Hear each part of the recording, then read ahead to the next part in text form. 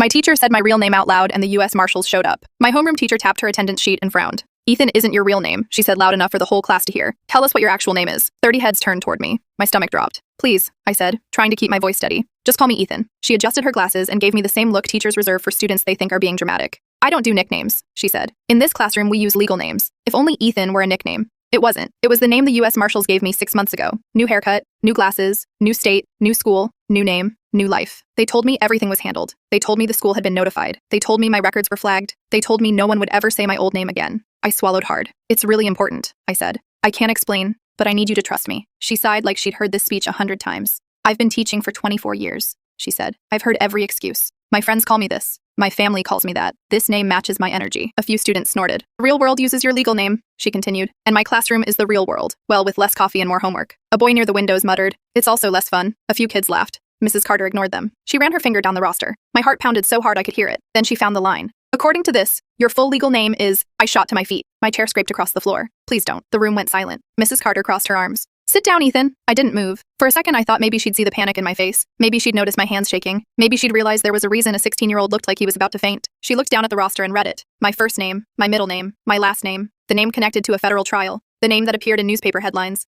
the name the people who murdered my uncle were still looking for, the name I had been warned never to use. 32 students heard it. One girl's eyes widened. A kid in the back whispered, wait, I think I've heard that name before. Another student had already unlocked his phone. 3 years of hiding, destroyed in 3 seconds. Mrs. Carter smiled like she'd just won an argument. See? That wasn't so difficult. The classroom door slammed open. A man in a charcoal suit stepped inside. He wasn't tall, he wasn't loud, but the second he entered, every person in the room went silent. He scanned the classroom, spotted me, and then looked at Mrs. Carter. U.S. Marshal Service, he said, showing his badge. Mrs. Carter blinked. I'm sorry, what? The man walked to her desk. The student whose name you just announced is under federal witness protection. His previous identity is sealed by court order. The color drained from her face. I didn't know. There was a bright red security alert attached to his records, the marshal said. Impossible to miss unless you didn't read it. Several students slowly turned to look at Mrs. Carter. For the first time all morning, she had nothing to say. The marshal's expression didn't change. By revealing that name, you may have compromised an active federal protection case. A boy in the back whispered, so this is way worse than forgetting homework. Nobody laughed. The marshal turned to me. His voice softened. Ethan, grab your things. We're leaving. I picked up my backpack. I hadn't even taken out a pencil. As I walked past the first row, a girl quietly said, I'm sorry. I wanted to tell her it wasn't her fault, but my throat was too tight to speak. In the hallway, the marshal was already on his phone. We have a breach, he said. Initiate relocation protocol. Effective immediately. Outside, a black SUV idled at the curb. A woman sat behind the wheel, sunglasses on, engine running. I slid into the back seat. The marshal got in beside me. We pulled away before my door was fully shut. For a moment, neither of us spoke. Then he handed me a small envelope. Inside was a new student, ID, a new driver's permit, and a piece of paper with a different name printed at the top. I stared at it. Mason? I asked. The marshal gave a small shrug. You look like a Mason.